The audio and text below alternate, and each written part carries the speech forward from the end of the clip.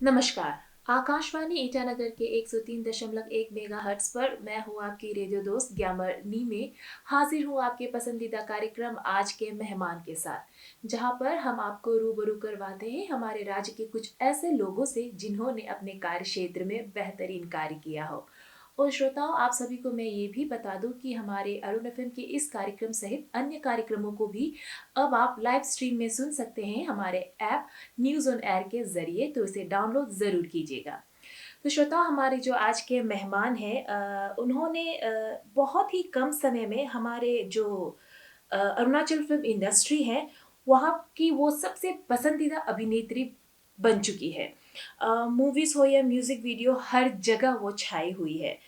उनकी कुछ फिल्मों के नाम मैं बता दूं, अरुणाचल मैन, मंकर, महालंबा। कुछ म्यूज़िक वीडियोस के मैं नाम बता दूं तो वो है सी हो पुके, दुम्पर लगल, असो असो पे, और इसके अलावा और भी बहुत सारे मूवीज़ एंड म्यूज़िक वीडियो।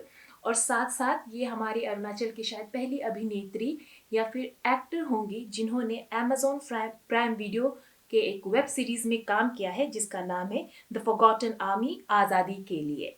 तो वो है हमारी ताबा रीमा। रीमा, आपका बहुत बहुत स्वागत है हमारे अरुण एफएम के स्टूडियो में। Thank you so much Nivedi. तो रीमा एक अभिनेत्री होने के साथ साथ she is also working as a talent manager at miss Arunachal, and she is also the youngest executive member of film federation of Arunachal Pradesh. और साथ ही साथ रिसेंटली उन्होंने एक event management company cum artist management company launch करा है जिसका नाम है tribal soul, and she is the CEO of that company. तो रीमा, इतनी कम उम्र में आपने इतना कुछ अचीव करा, इस आपके लाइफ के इस स्टेज के बारे में हम ज़रूर बात करेंगे, लेकिन उससे पहले मैं जानना चाहती हूँ और मैं चाहती हूँ कि आप हमारे श्रोताओं को बताएं कि आप एज अ पर्सन आप किस तरह के इंसान हैं और आपका बचपन कैसा रहा। आपकी पढ़ाई आपने कहाँ से करी और आप किस जगह से बिलोंग करती हो। ओके वेल मैं बहुत ही नॉर्मल लड़की हूँ। सबसे पहले तो मेरा जन्म हुआ सागाली सागाली करके अरुणाचल प्रदेश के पापुमपरी जिला में। तो सागाली में मेरा जन्म हुआ तो वहीं पे पली बड़ी हूँ, born and brought up there. और मेरे मम्मी पापा दोनों ही वो है लाइक फार्मर है। पिताजी पहले लाइक आंचल ऐसे थे, 2-3 टर्म्स काइंड ऑफ, बहुत पहले। तो जन्म वहाँ पे हुआ तो बहुत ही नॉर्मल लाइफ, एक बस्ती के बच्चे जैसे होते हैं ना, तो वही स्कूलिंग भी शुरुआत से हमारी क्या होते थे कि जो थोड़े जिसका फैमिली बैकग्राउंड ठीक होते तो वो लोग अच्छे स्कूल में जाते हैं। And like girl like me जिसका पेरेंट्स के लाइक फाइनेंशियली बैकग्राउंड बहुत वीक है तो हमें गवर्नमेंट स्कूल में छोड़ दिया जाता था। So no nurseries, no LKG UKG, सीधा क्लास 1 में गई। तो वहाँ पे एक बस्ती है खमले करके, तो एक आईवी स्कूल होता था रेजिडेंशियल, तो वहाँ पे छोड़ दिया when I was 6 years old। तो ऐसे ही छोड़ दिया इन सेंस मतलब हॉस्टल में डाल दिया। तो मैं उस टाइम को हॉस्टल में मैं बहुत सुसु करती थी। बहुत छोटी थी शायद हाँ आप, तो नहीं मैं मसल वहाँ पे रेडी। हाँ 2 साल, तो बचपन से आदत हो गई कि घर से दूर रहना, क्योंकि शुरुआत से ही मतलब हॉस्टल में रख दी गई ना, तो ऐसे करके तभी खुद स्ट्रगल करना शुरू किया। तो बहुत ही यंग मैं, I mean when I was in class 10 तभी मेरा पहला जो फिल्म था मुहाला माजी सुगन्या समित, वाज ए क्रिश्चियन फिल्म। तो मतलब कुछ भी एक्सपीरियंस नहीं, कुछ आइडिया नहीं मतलब क्या है एक्टिंग क्या है कुछ नहीं जानता था, टोटली रो। तभी आज आज भी रो है, आज भी सीख रही हूँ, बट इवन आज थोड़ा सा मतलब एक्सपीरियंस है वो दिन से पहले। हाँ तो ऐसे ही शुरुआत हुआ। तो ऐसे करके बचपन बस्ती में BT, government school, government higher secondary school Nimte. Nimte में ये जो हमारे बिजनू दादा है, जी हाँ। और मैं उसके घर घर में जाया करते थे, और उसके जो मम्मी उसका माँ जो थी अम्मा, तो उसके हाथों से हम लोग कुछ पीटा उटा खाया करते थे। तो उस टाइम का, उसके बाद वहाँ पे क्लास 8 तक बैठी, उसके बाद सागाली हायर सेकेंडरी में। तो मैं रॉयल साइंस में थी PCMB। तो क्लास 12 में मेरा फिजिक्स और मैथ्स का रिजल्ट खराब हुआ। उस टाइम को मैं मिस सागाली पार्टिसिपेट कर रही थी, तो मुझे विनर मिला था उस टाइम को, बट मेरा बचपन से रिजल्ट, मतलब लक्षण दिख रहे थे कि हाँ आप किसी और लाइन में जाने मेरा वाली हैं। रिजल्ट बहुत खराब हो गई, लाइक 16 समथिंग कुछ था। तो मैं फिर से वो किया, लाइक क्लास 12 को फिर से वो फ्रेश एडमिशन करके फिर पढ़ना चालू किया, लगन सीनियर सेकेंडरी करके। तो वो रॉयल से एफिलेटेड है, तो रॉयल में हाँ 1 साल। तो मैं बचपन से क्लास की टॉपर रही, बट क्लास 12 में एक वही लाइक मैं और बीमार भी हो गई थी साथ में, फिर वो पार्टिसिपेट भी कर रहे थे, तो ऐसे करके थोड़ी सी हिल गई। तो सेकेंड टाइम में मैं फिर से क्लास टॉपर बन गई। उसके बाद DNGC में ज्वाइन करी BSc, तो उसमें तो प्रॉपरली एक्टिंग करना शुरू कर दिया। तो बहुत हेक्टिक होता था एक्टिंग और पढ़ाई को साथ में ले जाना, but I did at least graduation को कंप्लीट किया। देन आफ्टर दैट और उसके बाद मैं बीच में BKT एकेडमी दिल्ली चली गई एक्टिंग और एंकरिंग के लिए। तो मैं उससे लाइक वहाँ से मैं वापस आ गई। और इट वाज वो था गवर्नमेंट का कुछ वो था कि वो लोग स्पॉन्सरशिप करते थे, स्कॉलरशिप देते थे। तो अरुणाचल से 3 लोगों को मिला था, मैं और 2 लड़का। तो हम BKT एकेडमी दिल्ली में लाजपत नगर 3 में है। तो मैं वहाँ से वापस आके गुवाहाटी में भी थी जेट विंग्स में, लेकिन मैंने कोर्स कंप्लीट नहीं करा। एयरलाइंस हॉस्पिटलिटी मैनेजमेंट का था सब कुछ, तो मैं वहाँ से आ गई। तो मुझे एक्टिंग ही करना था, क्योंकि ये सब में मन नहीं लग रहा था, मतलब मेंटली ना बहुत डिप्रेस थी। तो मैं वापस आ गई। उसके बाद NSD के लिए मैं पहले से प्रिपेयर कर रही थी, लास्ट टाइम भी दिया था बट क्लियर नहीं कर पाए। तो मैंने वो ज्वाइन किया यहाँ पे north eastern regional institute of science and technology में। तो मैं मास्टर इन बिजनेस एडमिनिस्ट्रेशन, तो वहाँ पे ज्वाइन करा। तो उसमें भी मुझे हाँ तो बहुत तक डिफिकल्ट ये हो गया कि शूट भी करना है, क्लासेस भी करना है। तो एक समय ऐसे आ गया कि you have to choose between like वो दो से एक ही चूज करना पड़ेगा, अपना प्रायोरिटीज देना पड़ेगा।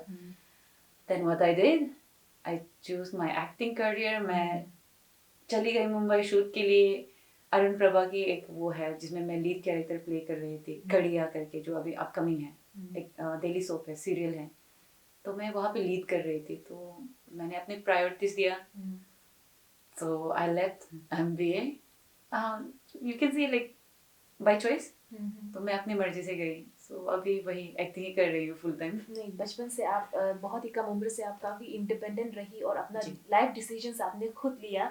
तो ये जो ये डिसीजन जो भी आपने जो लिया है, आई थिंक आपने बहुत ही सही लिया, क्योंकि आप जो भी कर रहे थे शायद आपने लाइफ में एक्सपीरियंस बहुत गाली भी खाया। आपने कन्वेंशनल रास्ता नहीं चुना, अपने लिए एक नया रास्ता बनाया। आई थिंक जब आप कोई नया रास्ता चुनते हैं कोई उसे, तो उसे जिंदगी में गालियां तो बहुत मिलती है, लेकिन आपने ये साबित जरूर किया कि आपने अपने लिए जो डिसीजन लिया वो बिल्कुल सही लिया। Literally my mom was like, ऐसे कैसे कर सकते हो इनिशिएट, नो नो वो बिहेवियर इधर है ऐसे लाइक इनिशिएट की तुम ऐसे कैसे कर सकते हो। North eastern regional institute of science and technology में लोग एडमिशन पाने के लिए तरसते हैं, जी हाँ, कैसे कर सकते हो। तो मैंने बोला कि मुझे एक्टिंग ही करनी थी बचपन से। एंड शी वाज लाइक, तो पढ़ाई like I mean MBA complete नहीं करनी थी तो एडमिशन क्यों किया, किसी और को जगह दे देते। काइंड ऑफ बहुत गाली खाई मैंने। कोई बात नहीं, अभी आई एम श्योर आपकी मॉम डैड जब आपको देखते हैं कि बहुत प्राउड होते होंगे आपको देखकर, वो लोग जब स्क्रीन पर देखते हैं, क्योंकि हम भी जब मैंने ये शो देखा द फॉरगॉटन आर्मी, तो मैं भी खुद बहुत प्राउड हो गई थी आपको स्क्रीन पर देखकर। Thank you. तो हमें ये बताइए कि आपको एक्टिंग का इतना जज्बा, so what attracted you towards acting? Acting का तो शुरुआत में पता ही नहीं, एक्टिंग का ए का भी नहीं पता, ए क्या एक्टिंग क्या होता है, कुछ भी नहीं पता। बस बचपन से मैं जब भी टीवी देखती थी ना, तो जब रियलिटी शोज वगैरह या मूवीज देखते थे तो मैं उसमें डूब जाती थी। मतलब बाकी मेरा सामने कौन है क्या है मैं वो नहीं सोचती थी, बस उसमें मैं डूब जाती थी खुद को। एक नहीं होता कि जो देख रहे हैं, अगर किसी कैरेक्टर को देख रही है तो मैं उसमें डूब जाती थी, उसका कैरेक्टर को, हाँ मैं ही कर रही हूँ काइंड ऑफ। तो ऐसे नहीं कि किसी ने सिखाया एक्टिंग करो ऐसे करो। और इनफैक्ट मेरा फैमिली का मैं पहला एक्टर हूँ। मेरा भैया लाइक स्कूल डेज में ऐलान वो डांस वांस करते थे, शूट करते थे, बट उन्होंने छोड़ दिया, प्रोफेशनली नहीं करा। तो वो बीच में छोड़ दिया, फिर अपना बिजनेस लाइन पकड़ लिया। बट प्रोफेशनली मैं पहला एक एक्टर हूँ हमारे फैमिली से। और किसी ने मुझे नहीं सिखाया कि एक्टिंग करो, या किसी ने नहीं बोला कि ये करो वो करो। इनफैक्ट मेरा भैया, बड़ा भैया बिलो, शुरुआत में इतना गाली देता था। आई मीन क्योंकि वो एक बुक वॉर्म था मेरा बड़ा भैया, जो है अभी भी। तो मेरा भी लाइक स्कूलिंग डेज में पढ़ाई बहुत अच्छी थी, तो मैं बचपन से इस क्लासेस अपनी क्लास की टॉपर रही। सो दैट्स वाई उसका एक्सपेक्टेशन जो कहीं और था, वो कभी नहीं सोचा कि मैं ये लाइन चूज़ करूँगी, ये प्रोफेशन चूज़ करूँगी। सो दैट्स व्हाई उसको शुरुआत में बहुत हर्ट हुआ। तो मैं जब नाचना गाना शुरू किया, ही वाज लाइक, नाचना गाना में टाइम वेस्ट मत करो, पढ़ाई करो काइंड ऑफ। सो हाँ, मैं बचपन से नाचती थी। I love like dancing, singing. तो अच्छा लगता था, ऐसे ही शुरुआत हुआ। वही आई थिंक हमारे अरुणाचल में ये प्रॉब्लम है, हम वाइट कॉलर जॉब्स के अलावा दूसरे जॉब्स को अभी तक वो इम्पोर्टेंस नहीं देती, लेकिन because of youth like you, I think you're setting a new benchmark, you're setting a new example, you're setting a new trend कि इन सब के अलावा भी आप दूसरा करियर चूज कर सकते हैं। तो रीमा, मैंने जैसे आपने पहले कहा कि जब आपने फर्स्ट मूवी करा था तब आपको एक्टिंग के बारे में इतना कुछ नहीं पता था। No. लेकिन हमने भी आपको पर्सनली, मैंने पर्सनली आपके ग्रोथ को देखा है। आप good, better, best version of yourself बनती जा रही है। तो इसमें आप ये क्या कहेंगे कि जो आपने कहा एक्टिंग एकेडमी में जो आप गई थी, बीकेटी एक्टिंग एकेडमी, उसका आपका कुछ, उससे आपको कुछ मदद मिला, आपने उससे क्या सीखा, या फिर आप जितने भी सीखा वो आपका self thought? Actually BKT academy में वहाँ भी मैंने कंप्लीट नहीं करा, 2 मंथ के बाद मैं आ गई थी बिकॉज मेरा ग्रेजुएशन कंप्लीट नहीं हुआ था। मैं बैचलर ऑफ साइंस कर रही थी बॉटनी में, डीएनजीसी में। तो मैं वापस आ गई क्योंकि anyhow you have to complete your graduation first. तो ऐसे करके मैंने सोचा कि चलो ठीक है, ग्रेजुएशन कंप्लीट करके मैं एनएसडी के लिए ट्राई करती हूँ। तो वहाँ पे जितना तक था, बेसिक एक्टिंग का जितना बेसिक है, और हाँ थोड़ा बहुत लाइक दिल्ली पुलिस के साथ, दिल्ली जो पुलिस होते हैं उसके साथ भेज देते थे काम करने के लिए शूट वगैरह में। तो हाँ थोड़ा हल्का फुल्का एक्सपीरियंस हुआ, बट उन्होंने भी बहुत अच्छा, मतलब बहुत कुछ गाइडेंस दिया, बहुत कुछ बेसिक चीज़ें सिखाई। तो वो है। उसके बाद वर्कशॉप तो मैं पहले से कर रही थी, मतलब जब भी टाइम मिलते हैं, मतलब जब भी अपॉर्चुनिटी मिलती है। और अरुणाचल प्रदेश में तो वर्कशॉप बहुत कम होते हैं। तो रिकेन दादा है, रिकेन मोमले है, मेरा गुरु है। और आपका ताई तुगुम, जिसे चीमा करके जानते हैं, मैं उसका को एक्टर भी हूँ और स्टूडेंट भी हूँ। तो जब भी हम लोग टाइम मिलते हैं तो गैदर करके छोटा मोटा वर्कशॉप करते हैं। तो उससे थोड़ा सा पुलिस हो जाते हैं आपका क्राफ्ट। तो मतलब हाउ इम्पोर्टेंट इज, अगर कोई एक्टर बनना चाहता है तो उसे क्या करना पड़ेगा किसी को एक्टर बनने के लिए, and how important are these acting classes, workshops? Workshop is really important. हर किसी का अपना अपना पर्सपेक्टिव होते हैं। तो इन माई व्यू मैं क्या सोचती हूँ कि एक एक्टर को अच्छे एक्टर बनने के लिए सबसे पहले खुद को एक्सेप्ट करना होता है। जैसे कि शुरुआत में मैं अभी अच्छी एक्टर नहीं हूँ, प्रॉब्लम नहीं कर रही हूँ, बट शुरुआत के दिन से आज मैं बेटर हूँ आई थिंक। तो शुरुआत में क्या होता था कि मतलब आज भी करते हैं लोग बॉडी शेम करना, कि इवन मेरा क्लास में अपने ही दोस्त आके मुझे बोला कि तुम्हारा 2 आंखों के बीच में इतना गैपिंग क्यों है, आप एलियन जैसे दिखते हो काइंड ऑफ। मेरा ही दोस्त, मेरा ही क्लासमेट था। तो उस टाइम मतलब शुरुआत में ऐसे होते कि हम लोग खुद को एक्सेप्ट नहीं कर पाते हैं। तो ट्राई करते हैं कि कोई और बनने के लिए, मतलब मैं अच्छी दिखूँ या वो करूँ। बट एक अच्छा एक्टर होने के लिए मुझे लगता है कि एक्सेप्ट करना चाहिए। और जो भी कैरेक्टर को आप प्ले करने वाले हैं, तो ज़रूरी नहीं कि आपको उसमें सुंदर दिखना या आपका वॉइस अच्छी हो। वो कैरेक्टर मैटर करता है आपके लिए। वो कैरेक्टर क्या है, कैसे है। तो कैरेक्टर को सबसे पहले समझना और खुद को एक्सेप्ट करना।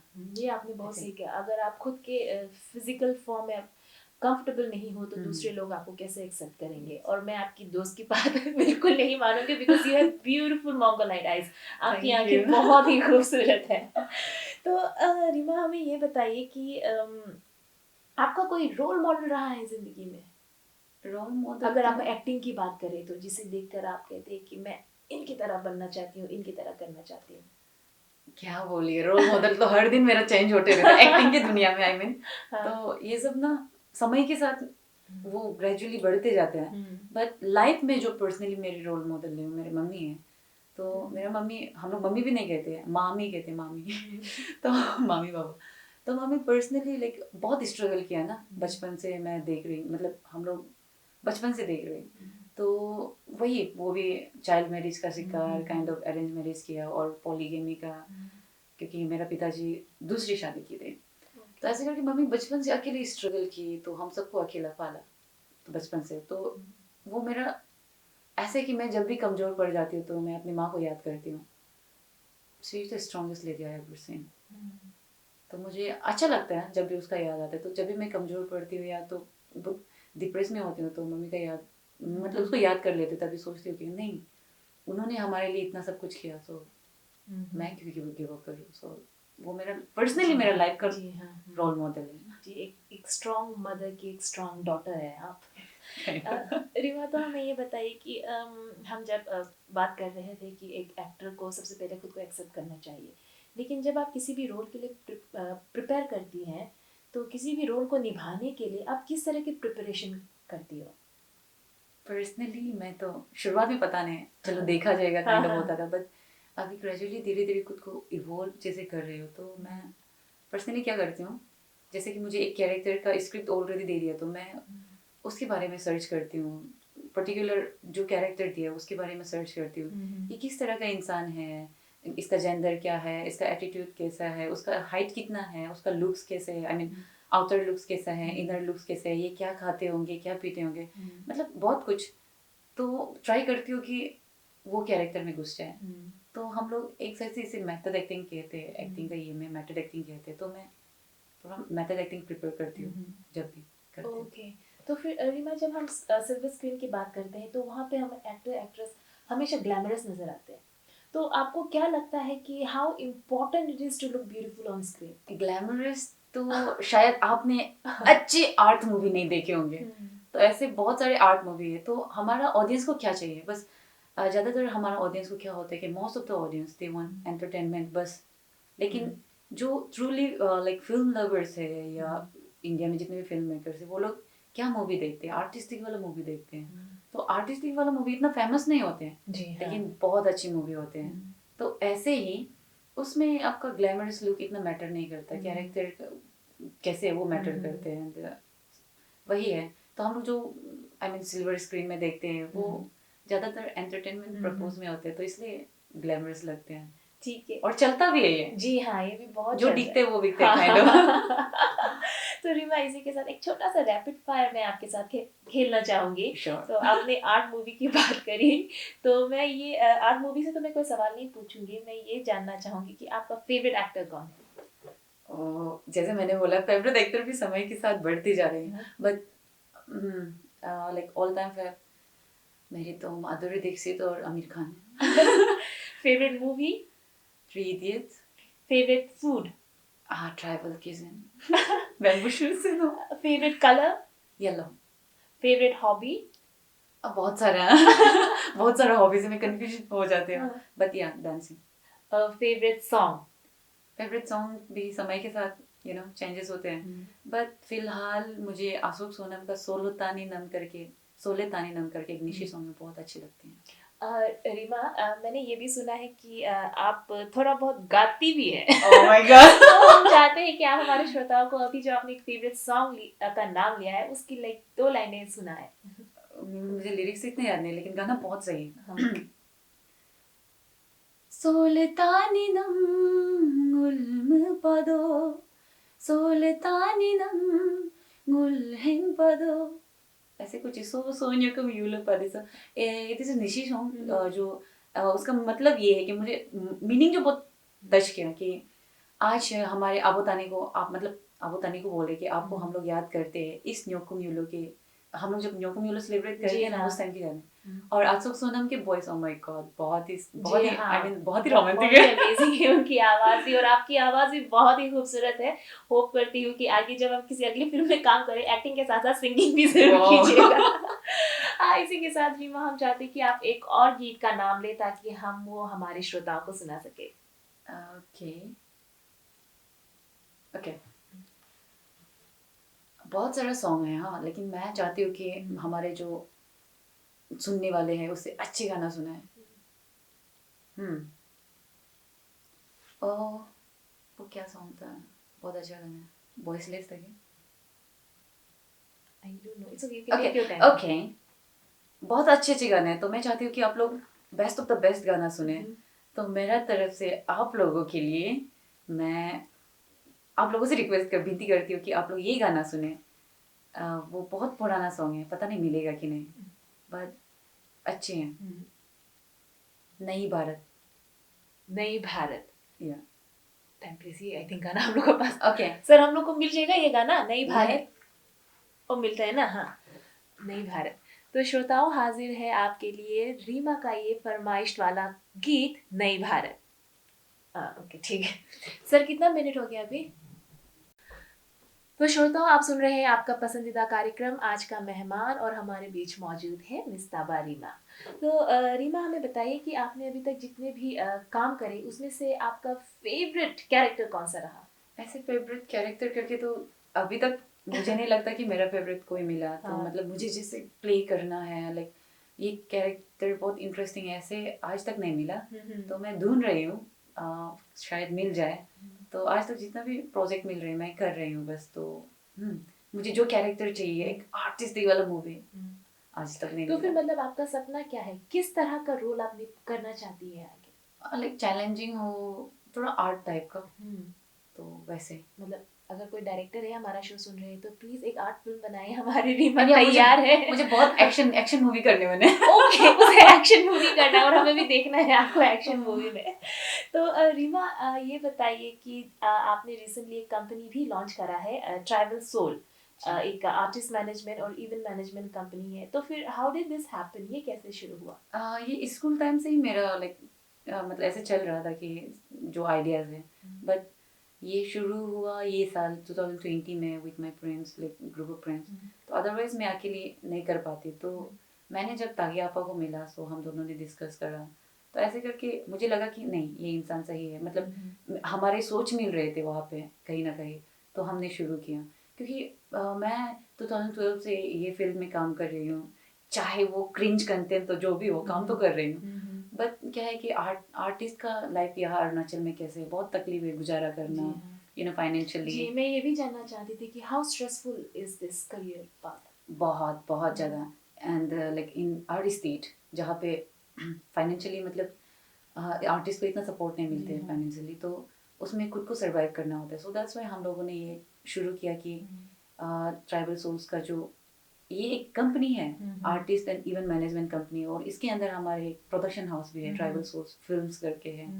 तो ऐसे करके हम लोग फिल्म्स भी बनाते हैं और आर्टिस्ट लोग को मैनेज करते हैं। जैसे कि कुछ भी शोज हो, फंक्शन हो, शूटिंग हो, जैसे कि ट्राइबल सोर्स को कॉल करेगा, या आपको ट्राइबल सोर्स में सब मिल जाएगा, आर्ट एक्टर से लेके मॉडल से लेके डायरेक्टर, प्रोड्यूसर्स को छोड़ के सिनेमाटोग्राफर, एडिटर, सब कुछ मिल जाएगा। तो हम लोग ट्राई करते हैं कि उसमें एक अपना लाइक पेपर वर्क जितना है वो क्लियर करते हैं कि जो भी आर्टिस्ट काम करते हैं उसको उसका हिस्सा का लेबर चार्जेस मिलना चाहिए।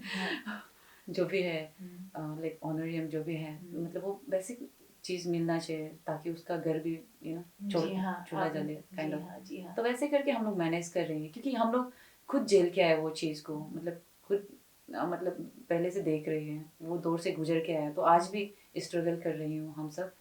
तो वैसे एक दूसरे को सपोर्ट करने के लिए, और ट्राइबल सोल्स जो एक आर्टिस्ट से बना हुआ है और आर्टिस्ट लोगों के लिए ही है।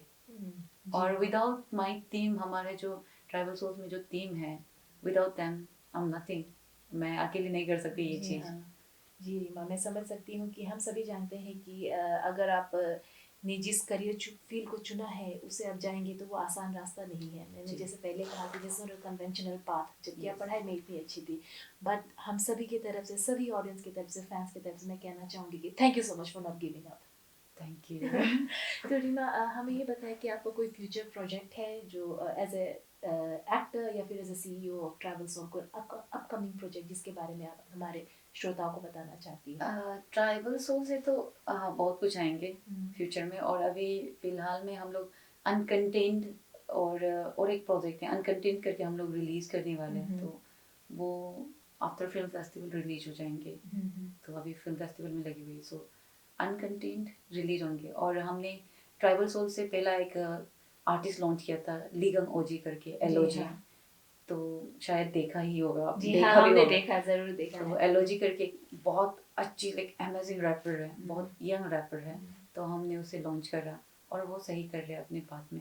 और ऐसे ही हम लोग आर्टिस्ट को ढूंढ के, मतलब हमारे नज़र में जो आएंगे, हम जिस तक पहुंच सकते हैं उसे हम लोग ढूंढ के निकालेंगे और काम साथ में करेंगे। ऐसा नहीं कि हमारे पास पेमेंट करने के लिए हम बहुत ऐसे हैं, तो वैसे तो नहीं है। जो भी आएगा मिल बांट कर खाएंगे। मिल बांट के खाएंगे काइंड ऑफ। और जो भी आर्टिस्ट साथ में काम करना चाहते हैं तो हम लोग उसे साथ में आके लेके जाएंगे। तो रीमा, अब हमारे कार्यक्रम का ख़त्म होने को वक्त हो चला है, लेकिन जाने से पहले हम चाहेंगे कि आप हमारे श्रोताओं को, खास करके जो यंग फैंस है आपके, यंगर जनरेशन के लोग हैं जो आगे जाके एक्टिंग करना चाहते हैं, उनको कुछ संदेश दे? ओके, सबसे पहले डियर यंगर्स, डियर पीपल, ऐसे नहीं कि सब लाइक उम्र में छोटी हो, बट ये फील्ड में अगर आप जूनियर है तो आप आने वाले हैं तो और आना चाहते हो तो सबसे पहले मेंटली प्रिपेयर कीजिए कि you have to accept that बहुत सारा क्रिटिसाइज मिलेगा आपको, क्रिटिसिज्म मिलेगा, बहुत लोग क्रिटिसाइज करेगा। एंड रिमेंबर, कंस्ट्रक्टिव क्रिटिसिज्म वो बहुत अच्छी चीज़ है, बट बहुत लोग आपको डिस्ट्रक्टिव वाला क्रिटिसिज्म देंगे, तो क्रिटिसाइज करेंगे। वो चीज़ को मेंटली आपको प्रिपेयर करना होगा ये फील्ड में आने से पहले, कि आपको बॉडी शेम करेगा, बहुत कुछ, आपके लुक से लेके, काम से लेके, हर चीज़, इवन आपको पर्सनल लाइफ तक घुस जाएंगे लोग। सो दैट्स वाई वो चीज़ के लिए आपको मेंटली प्रिपेयर करना पड़ेगा, दैट्स इट। और आगे तो सबको धीरे धीरे आइडिया आ ही जाता है। So thank you so much Reema, हमारे अरुण एफएम के स्टूडियो में आने के लिए और हमसे इतनी सारी बातें करने के लिए। Thank you so much. Thank you so much. Thank you everyone. And we wish you all the best for your future endeavours. Thank you. तो श्रोताओं, इसी के साथ हमारा कार्यक्रम यहीं पे समाप्त होता है। हम हाजिर होंगे अगले हफ्ते एक और नए मेहमान के साथ। तब तक के लिए मुझे और इस कार्यक्रम के प्रस्तुतकर्ता JB नावम को दीजिए इजाजत। नमस्कार, शुभ रात्रि। खत्म। कैमरा में हाई कर दीजिए। So she is Mr. Gyamar Nime. Mister Gyamar अरे मिस Gyamar Nime। जब मैं एक बार हाई कर दी। सर हमको मिस्टर Gyamar Nime बोल दिया। I die। It was an amazing interview, बहुत मजा आया। Thank you। चलो। चल bye, take care. Oh sorry, take care. Mister बोल दिया अभी। चलो। ओके। मिलते। हाँ, अभी मेरा नेक्स्ट लाइनर है। How was it? It was It's great. great, Good, yeah. good. बहुत फन हुआ होगा। हाँ, नेक्स्ट टाइम में और लाइक ज़्यादा समय ले ले। नहीं, it was perfect. The timing एकदम perfect था। टाइमिंग भी ठीक था। और आया। और तुलन अच्छा दादा। अच्छा से क्या नाम दे रहा है? हाँ, विष्णु दादा हाई कर दीजिए ना एक बार। मेरा दिमाग में पहले से फोटो ले रहा है? ओ फोटो ना वीडियो। वीडियो। Oh shit. दादा मैं निमटे की बात कर रही थी, तो तुलन दादा का वो जो नाम जो मेरे दिमाग में आ रहे थे पहले से, तो स्कूल टाइम में मैं इसकी दादा की जो मम्मी थी ना, तब उस टाइम पे तो हम लोग वहाँ पे जाते थे, वो पिता आमा पिता बनाता था उस time. Oh. Thank you. Photo भी ले लो। आमा का पिता बहुत टेस्टी होता था, बहुत। तो हम लोग क्रिसमस जब